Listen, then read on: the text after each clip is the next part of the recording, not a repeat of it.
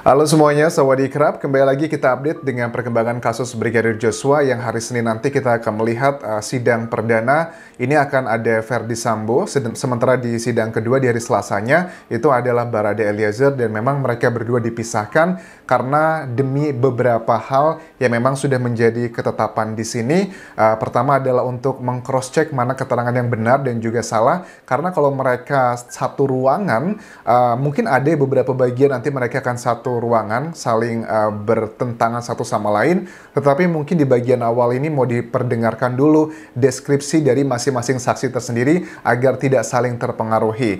Nah, tetapi gini ya, kalau dari kuasa hukum Ferdy Sambo kan beberapa waktu terakhir ini ada beberapa hal yang digaungkan ke media massa. Ini memang tujuannya selain untuk tujuan secara hukum, juga untuk mencari simpati masyarakat dan juga untuk meringankan hukuman yang akan diterima oleh FS dan juga PC. Yang pertama adalah begini, bahwa FS ngaku mau main badminton di hari kejadian, di hari Jumat tersebut, di 8 Juli 2022, tapi dia tiba-tiba minta supir berhenti di rumah dinas, dan dia nggak ada rencana untuk sebenarnya ke rumah dinas tersebut. Kesannya adalah spontanitas. Tetapi kalau kita cek dari jejak digital, sebenarnya statement ini adalah hal yang masih sangat diragukan sekali. Awalnya Ferdy Sambo melalui pengacaranya mengatakan bahwa ini adalah kronologi di awal-awal, bahwa pada saat itu Ferdy Sambo dan beberapa ADC lainnya itu baru aja keluar dari rumah pribadi di Jakarta Selatan,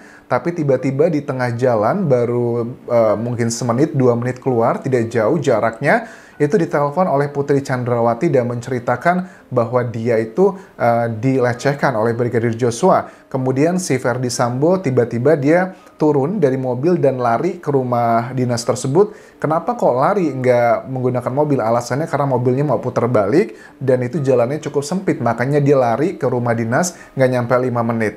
Dari sini aja kalian sudah bisa mengerti mana hal yang beneran atau enggak. Jujur ya, banyak hal yang bisa kita rasakan kalau orang berbohong itu hati kecil kita tuh nggak tenang gitu, nggak bener gitu. Terbukti dari awal, apapun lah penjelasan yang disampaikan dari kuasa hukum FS dan juga PC, kalau itu hanya berdasarkan kata-kata, apalagi statementnya adalah dari para terdakwa, apakah harus kita percaya 100%? Itu doesn't make sense at all. Berbeda cerita kalau seandainya dari kuasa hukum FS dan juga PC itu menunjukkan CCTV. Oh, ini loh CCTV yang ada di rumah pribadi di Magelang, yang ada di rumah dinas juga di Jakarta Selatan.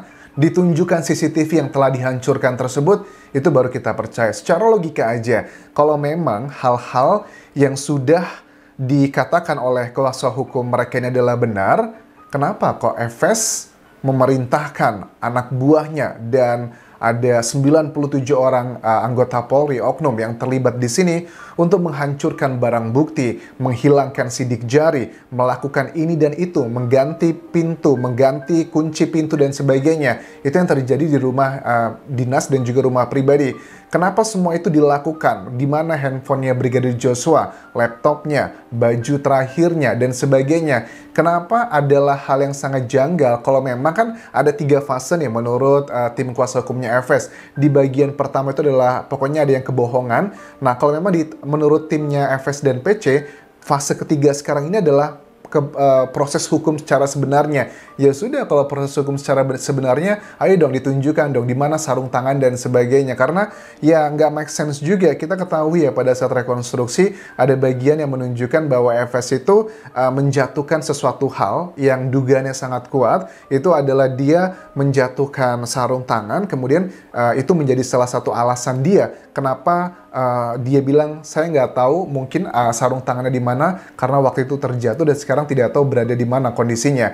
Apakah main badminton memakai sarung tangan tipikal seperti itu? Itu adalah logika pertama. Ataukah yang kedua begini, kita mau main badminton, itu baru keluar dari rumah, kita sudah siap-siap pakai sarung tangan. Sebegitu cepatkah kita persiapan? Pada umumnya pakai sarung tangan kalau aku mau olahraga apapun, itu biasanya sudah sampai di TKP, di lokasi baru aku persiapan semuanya. So, ada banyak hal yang terlalu diada-adakan dari keterangan kuasa hukum FS ini. Ini adalah penilaian aku secara pribadi. Walaupun mereka memaparkan data dengan gaya ilmiahnya, tetapi pada saat kita breakdown konten-kontennya, apa yang disampaikan, itu banyak sekali yang tidak sesuai logika berpikir. Gayus Lumbun, mantan Hakim Agung, juga mengatakan bahwa untuk justice kolaborator yang saat ini memang disematkan untuk Baradae, itu nanti pada saat di persidangan statusnya akan ditentukan JC tersebut oleh hakim. Karena kalau dinilai keterangan-keterangan dari Barada Eliezer itu tidak terlalu signifikan atau cenderung hanya mencari bukan kebenaran saja tetapi cenderung untuk meringankan hukuman sendiri, hakim bisa saja mencabut status JC tersebut. Karena salah satu manfaat yang didapatkan oleh Baradae pada saat dia menjadi JC itu kan nanti akan bisa mengurangi hukuman yang akan dia terima. Mengurangi hukumannya tuh misalnya kalau dia hukumannya seandainya hukuman mati juga atau seumur hidup, itu bisa dihukum hanya 15 tahun, atau pembunuhan yang tidak berencana itu 15 tahun juga sangat jauh sekali kan dibandingkan dengan hukuman maksimalnya. Saksi harus dipisahkan agar tidak mendengar yang lain, dan ini adalah suatu hal yang mutlak biasanya dilakukan dalam persidangan. Terus dikatakan juga motif itu paling penting menurut Gayus Lumbun. Teori ini mutlak karena ada sebab ada akibat. Kalau orang itu membunuh seseorang, pasti ada penyebabnya apa, dan akibatnya adalah pembunuhan tersebut. Jadi motif itu paling penting. Keterangan Baradae ini pasti akan berlawanan dengan yang lain, tapi ini adalah letak kejelihan dari hakim dengan alat-alat bukti sebagai pendukungnya. Walaupun Baradae itu sudah dikategorikan sebagai JC, artinya dia adalah untuk orang yang dianggap sudah akan memberikan kebenaran semuanya, tetapi hakim juga pasti tidak akan serta-merta apapun yang dikatakan oleh si JC ini akan dianggap adalah semuanya kebenaran. Tentunya harus dicocokkan dengan keterangan terdakwa lainnya, kemudian juga dengan alat bukti lainnya. Kalau untuk keterangan terdakwa lainnya, kita sudah bisa menebak lah, pasti akan banyak sekali perbedaan. Tetapi di sini adalah letak kejelihan dari seorang hakim dengan alat-alat bukti lainnya. Bahkan Gayus Lumbun juga mengatakan bahwa kalau keterangan dari JC ini, itu bisa juga dikategorikan sebagai alat bukti, teman-teman. Ya, tentunya ini dengan penilaian dan juga subjektivitas keyakinan dari hakim sendiri. Alat bukti itu ada keterangan saksi, keterangan ahli, keterangan terdakwa, petunjuk, dan juga surat. Petunjuk itu adalah gabungan antara dua alat bukti yang aku sebutkan tadi, dan dibutuhkan dua alat bukti yang kuat untuk menentukan sesuatu hal itu sebagai fakta. Dan ini menjadi salah satu bagian komponen pada saat hakim nanti menentukan putusan. Pembelaan kuasa hukum FS, ya, kuasa hukum FS dan PC ini memang terkesannya adalah mengada-ada sih bagi aku sendiri. Misalnya FS tidak beri perintah tembak tapi hajar ke Baradae. Terminologi bagi aku sudah tidak penting lagi dengan posisi Baradae sudah memegang pistol. Itu sudah tidak make sense. Yang kedua, FS nembak tembok sekitar TKP untuk melindungi Baradae. Ini juga alasan yang menurut aku dibuat-buat saja. Kenapa seperti itu? Awalnya kan dikatakan bahwa kenapa Baradae si FS menembak sekitarnya tembok dan juga jendela agar memberikan kesan itu terjadi aksi saling tembak menembak, karena waktu itu dikatakan si EPC itu dilakukan hal seperti itu oleh oleh Brigadir J, kemudian semua itu tidak terbukti. Alasannya kan untuk melindungi istrinya. Awalnya istrinya yang dijadi bantalan, sekarang berbeda nih. Yang jadi bantalan adalah Baradae. Di sini dikatakan lewat pengacaranya bahwa kenapa si FS itu menembakin tembok sekitar, alasannya untuk melindungi si Baradae agar memuluskan skenario. Sekali lagi, awalnya yang dijadikan bantalan adalah istrinya, sekarang Baradae dijadikan bantalan. Kita juga nggak bodoh-bodoh amat lah manusia gitu kan ya. Nggak usah kita lulusan Essex University untuk mengerti ini semua kan ya.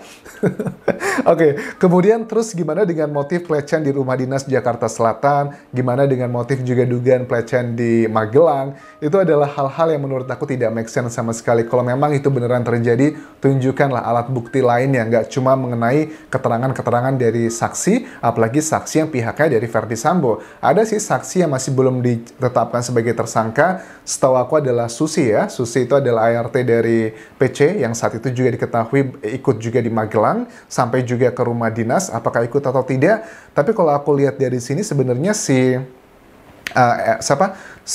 Susi itu, dia kan kalau nggak salah dia tidak ikut ke rumah dinas ya. Please correct me if I'm wrong. Kalau di bagian pertama itu awal-awal ya, di bulan pertama, bulan kedua kan kayaknya bulan pertama deh, pada saat Komnas HAM itu sudah memaparkan data-datanya awal yang pertama ya, yang dugaan katanya A, B, C, dan D, tapi itu sudah dianulir semuanya palsu. Itu kan dikatakan bahwa si ART Susi itu apakah ikut ke dalam rumah dinas juga untuk isoman atau tidak, kalian boleh tuliskan di kolom komentar ini. Tetapi menurut aku sih adalah hal yang janggal sekali, kenapa si Bribka RR juga, karena tugas dia sebenarnya adalah menjaga anak-anak PC di Magelang, kenapa saat itu dia juga ikut ke Jakarta. Padahal pada saat mereka dari rumah pribadi menuju ke rumah dinas, si Bribka RR itu tidak melakukan tes swab ya untuk ngecek ada COVID atau enggak. Itu kan menunjukkan bahwa dia sebenarnya memang akan segera kembali lagi ke Magelang. Tetapi kenapa dia stay di situ juga? Apakah itu tidak menjadi indikasi yang kuat bahwa telah terjadi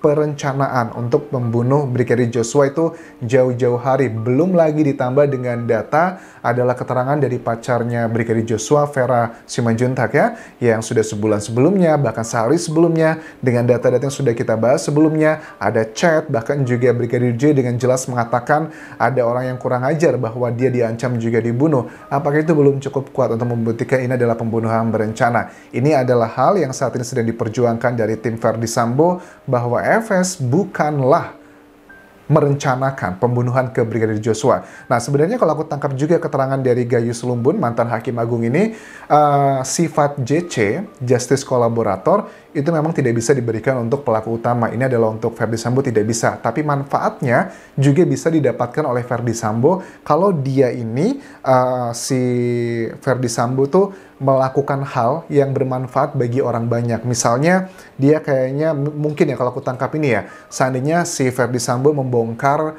orang-orang yang selama ini diduga terkait dengan kasus-kasus yang mungkin kayak judi atau mungkin korupsi, ini dan itu di lembaga dia bekerja, itu dibongkar semuanya, itu akan menjadi salah satu pertimbangan hakim nanti untuk meringankan hukumannya. Kalau dia berani membongkar, bernyanyi dalam tanda kutip, membongkar semua orang-orang yang pernah bekerja sama dia untuk melanggar hukum, itu bisa menjadi salah satu faktor yang meringankan hukuman Verdi Sambo pada saat hakim memutuskan apa yang akan didapatkan si Verdi Sambo. Apakah hukuman mati, ataukah hukuman seumur hidup, atau 20 tahun penjara, atau bahkan hanya 15 tahun penjara kalau memang terbukti tidak ada unsur perencanaan dalam pembunuhan ini. Terima kasih sudah menonton, sampai ketemu lagi di video berikutnya, dan terakhir jangan lupa subscribe karena baru sekitar 30% para penonton yang pencet tombol subscribe dan juga follow Instagram serta Facebook pageku Dian Jasa Asmara. Kabun kerap semuanya. Bye-bye.